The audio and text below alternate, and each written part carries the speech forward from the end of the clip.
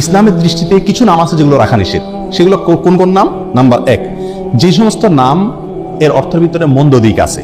যেমন কোন সন্তান নাম রাখবেন আপনি শয়তান, নাউজুবিল্লাহ। কোন নাম রাখবেন কল্ব, কুকুর, অথবা কোন নাম রাখলেন খিনজির। খিনজির নামও রাখছে কে জানি, আমি একবার শুনছি যে কোরআনে আল্লাহ খিনজির শব্দ উল্লেখ করছেন। খিনজির মানে শুকর, তো ছেলের নাম বা মেয়ের নাম রেখে দিয়েছে খিনজির। বলে যে আপনি এই নাম কোথেকে রাখলেন, কেন রাখলেন? বলে যে কোরআনে পাইছি। তো কোরআনে পাইলে কি আপনি রাখবেন নাকি? কোরআনে তো ফেরাউনও আছে, সেজন্য আপনি ফেরাউন নাম রাখবেন না। তো অতএব খারাপ অর্থ বহন করে এরকম কোন নাম রাখা উচিত না। দ্বিতীয়ত, যেই নামের অর্থের ভিতরে শিরক আছে অথবা ইসলামী আকীদার সাথে সাংঘর্ষিক যে নামের অর্থ, সেরকম নাম শিশুর জন্য নির্বাচন করা যাবে না। আমাদের অনেক নাম আছে সমাজে ছড়িয়ে ছিটিয়ে আছে, যে নামগুলো ইসলামী আকীদার সাথে সাংঘর্ষিক, অথচ আমরা জানি না। যে নামগুলোর অর্থের ভেতরে শিরকি অর্থ লুকায়িত আছে, অথচ আমরা জানি না।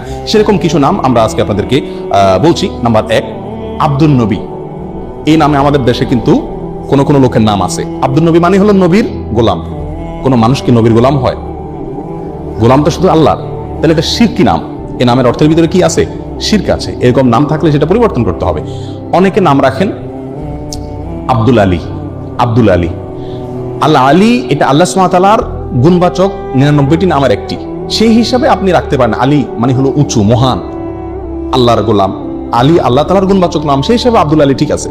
কিন্তু সাধারণত আমাদের সমাজে আলী রাদিয়াল্লাহু তাআলা আনহুর নামে এই ধরনের নাম রাখা হয়ে থাকে।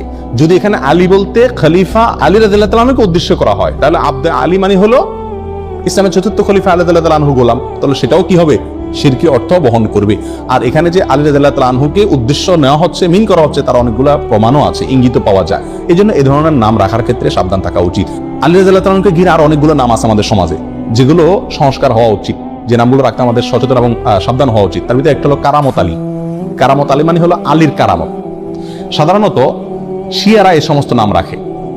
তো এগুলো আমাদের সমাজে চলে আসছে, কারণ এক সময় আমাদের দেশে যখন আলেম ওলামা ছিলেন না এত, এবং ওই কাবুলিওয়ালারা আফগান থেকে, ইরান থেকে মানুষ ব্যবসার জন্য আসছে বা নানা কারণে আসছে এই দেশে, শিয়ারা আসছে, তাদের খুব প্রভাব ছিল, এবং যারা তখন রাষ্ট্র পরিচালনা করতেন, ক্ষমতায় ছিলেন, তাদের ভেতরে শিয়াদের বিরাট প্রভাব ছিল। এই জন্য আমাদের সাধারণ মানুষেরা নামের জন্য এদের কাছে যেত, আর এরা এই সমস্ত নাম দিত, যে সমস্ত নামের সাথে শিয়াদের আকীদা মিশে আছে, এবং সেগুলো আমরা এখনো রেখে চলছি, ওটার অর্থ হয়তো খেয়াল করি না।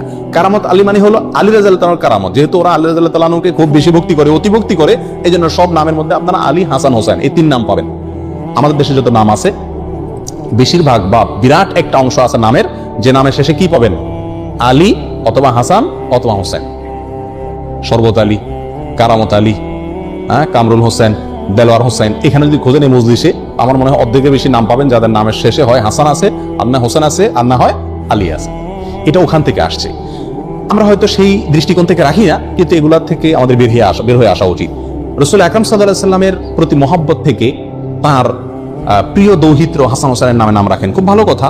আলী রাদিয়াল্লাহু তাআলা আনহুর প্রতি মহব্বতের কারণে আহলে বাইতের সদস্য সেই হিসেবে তার নামে নামকরণ করেন, কোনো সমস্যা নাই।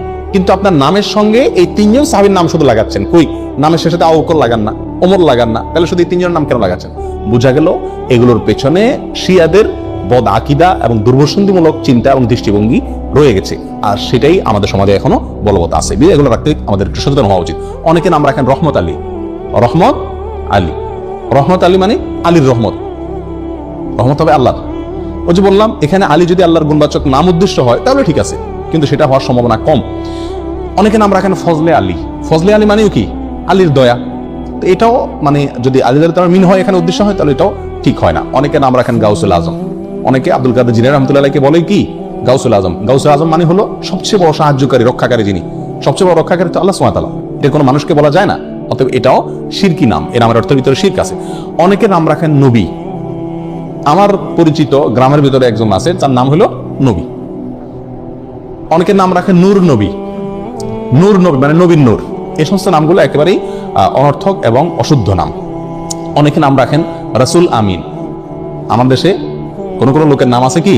রাসূল আমিন। রাসূলুন আমিন, এটা আমাদের রাসূল আকরাম সাল্লাল্লাহু আলাইহি ওয়াসাল্লাম একটা বৈশিষ্ট্য, যে তিনি আমানতদার রাসূল। এখন আপনি আপনার ছেলের নাম রাখলেন রাসূল আমিন, এটা খাটে না, একেবারেই অশুদ্ধ একটি নাম। অনেকে নাম রাখেন রাসূলুল্লাহ। আমি দেখছি রাসূলুল্লাহ নামের লোক আমাদের। রাসূলুল্লাহ মানে কি? আল্লাহর রাসূল। কিভাবে আল্লাহ রাসূল হলো? এটা তো একেবারেই অশুদ্ধ একটা নাম। কথা বুঝে আসছে? অনুরূপভাবে আরেকটা অশুদ্ধ নাম আছে আব্দুস সুবহান, অনেক আলেমের নামও পাওয়া যায় আব্দুস সুবহান। আব্দুস সুবহান এই নামটাও ঠিক না। কেন ঠিক না? কারণ আব্দুন যোগ করে নাম রাখা যাবে আল্লাহর 99টা নামের শুরুতে। আল্লাহর 99টি গুণবাচক নামের শুরুতে আব্দুন যোগ করে আপনি কি করতে হবে? রাখতে হবে। কারণ আল্লাহর নামগুলো নির্দিষ্ট, নির্ধারিত।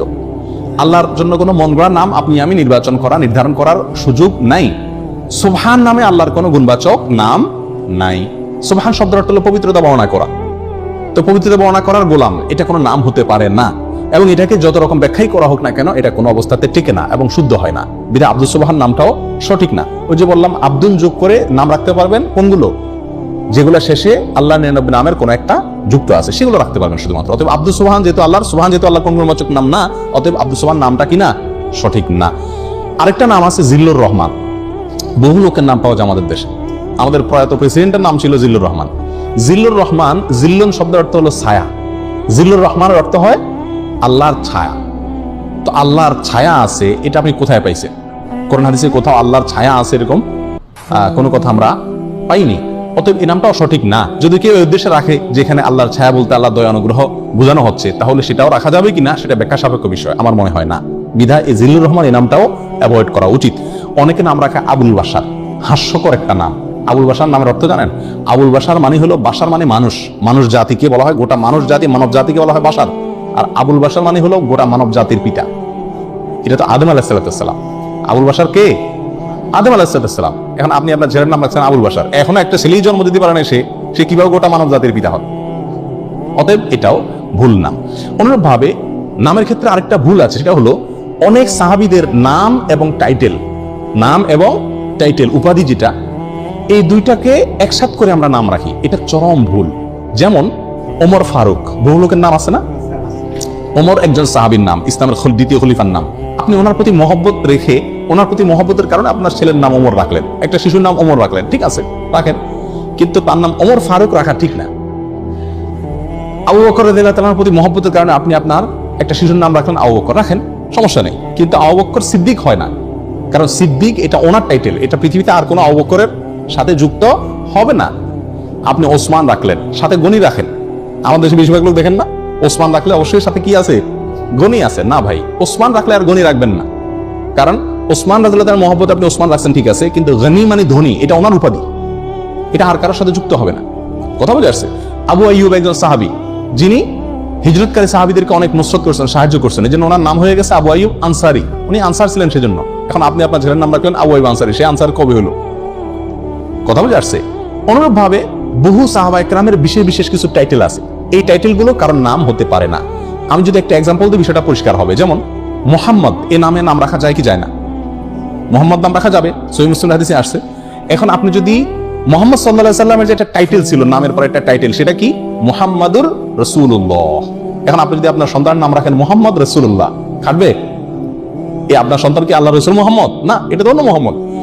আরো সহজ হবে, পরিষ্কার হবে আমাদের দেশের এক্সাম্পল দিলে। শেখ মুজিবুর রহমান, মরহুম শেখ মুজিবুর রহমান, ওনার প্রতি মহব্বত করে আপনি কোন সন্তানের নাম রাখলেন মুজিবুর রহমান, এটা ঠিক আছে, চলে। জিয়াউর রহমান, মরহুম জিয়াউর রহমান, তার প্রতি মহব্বত করে আপনি আপনার কোন সন্তানের নাম জিয়াউর রহমান রাখলেন, এটাও চলে। চলে না? চলে না। এবং অনেকে রাখেও। আপনি যদি রাখেন বঙ্গবন্ধু শেখ মুজিবুর রহমান, এলে নামটা কি শুদ্ধ হবে?